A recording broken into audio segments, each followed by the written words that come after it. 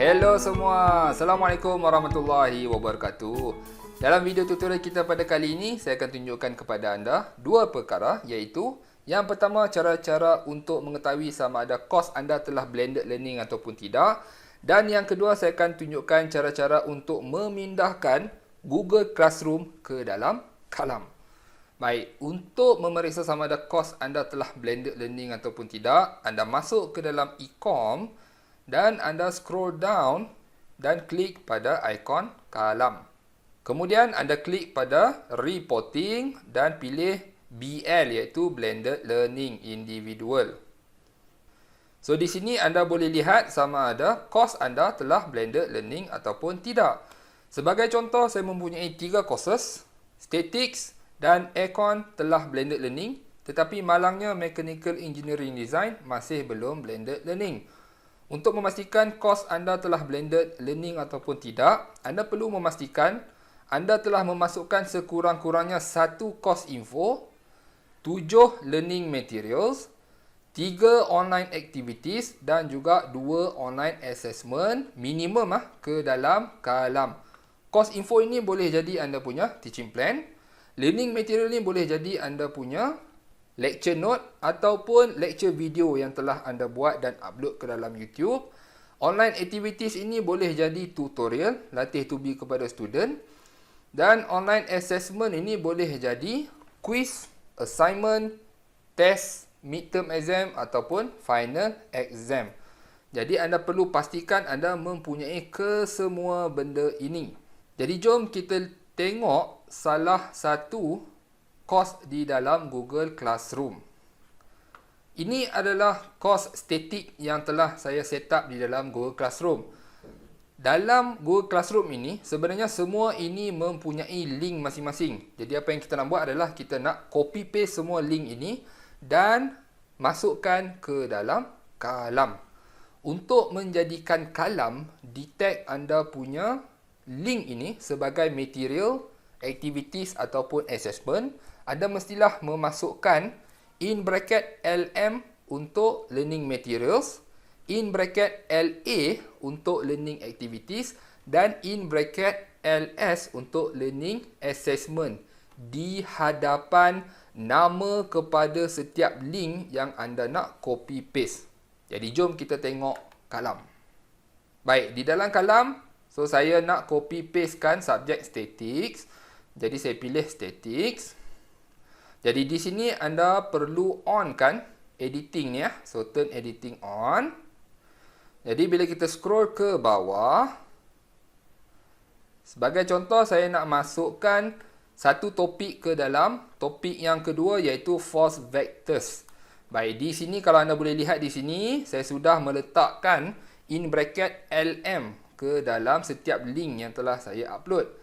Jadi inilah yang membuatkan Kalam boleh detect sama ada kita upload URL itu adalah materials, activities ataupun assessment.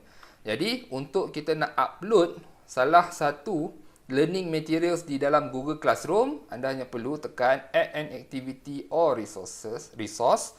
Kemudian scroll down dan pilih URL dan klik butang add.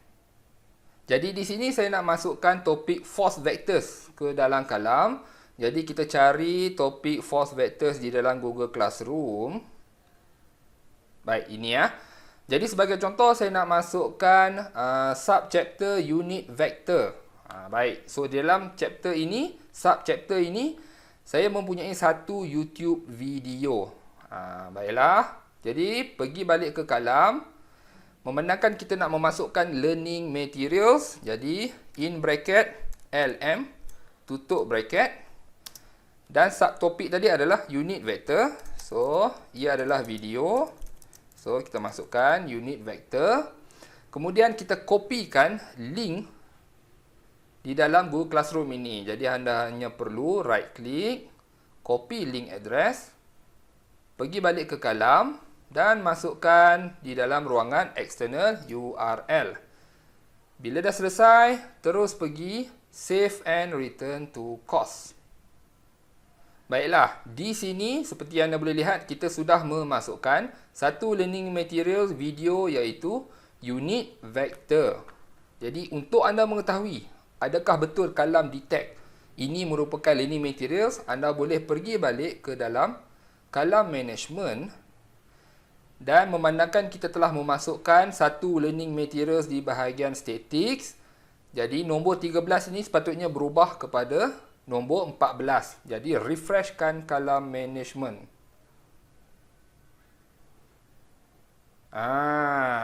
Jadi anda boleh lihat sekarang learning material sudah bertambah daripada 13 ke 14. Mudah sekali. Jadi saya akan tunjukkan satu lagi contoh bagaimana saya ingin memasukkan online activities ke dalam kalam. Jadi di dalam Google Classroom, online activities yang telah saya buat adalah tutorial. Baik, di dalam tutorial ini sebagai contoh saya ingin memasukkan tutorial moment part 1. Dan saya telah memasukkan file PowerPoint ke dalam Google Classroom. Jangan risau, anda tak perlu download PowerPoint, upload balik ke kalam, tak perlu. Anda hanya perlu copy link kepada PowerPoint ini. Jadi kita buat benda yang sama, kita pergi semula ke kalam dan memandangkan saya nak masuk ke dalam topik moment. Baik, moment topik moment, add an activity or resources. Kemudian scroll down, pilih URL, pilih add. Jadi di sini di bahagian name memandangkan kita nak masukkan learning activities. Jadi bracket LA untuk learning activities, tutup bracket, dan ini adalah tutorial moment. Baik, pergi semula ke Google Classroom. Seperti saya cakap tadi, tak perlu download dan upload balik ke dalam kalam. Anda hanya perlu right click, copy link address, pergi semula ke kalam dan pastekan link address tersebut. Panjang pun tak kisah, tak ada masalah. Dan kemudian scroll down dan save and return to course. Jadi di sini di bawah topik moment telah muncul yang baru iaitu learning activities tutorial moment. Jadi pergi semula ke kalam management untuk cek sama ada kita punya learning activities sudah bertambah ataupun tidak. Jadi yang asalnya adalah 7. Jadi bila kita refresh, online activities daripada 7 sudah bertambah ke 8. Baik, selesai Jadi itu sahaja cara-cara untuk memindahkan Google Classroom ke dalam kalam. Untuk online assessment, jika anda menggunakan Google Form sebagai platform untuk exam anda hanya perlu kopikan link Google Form tu dan masukkan ke dalam kalam seperti yang saya tunjuk tadi dan labelkan assessment anda itu sebagai dalam kurungan LS dan namakan URL tersebut. Sekian saja untuk video tutorial kita pada kali ini. Bye bye.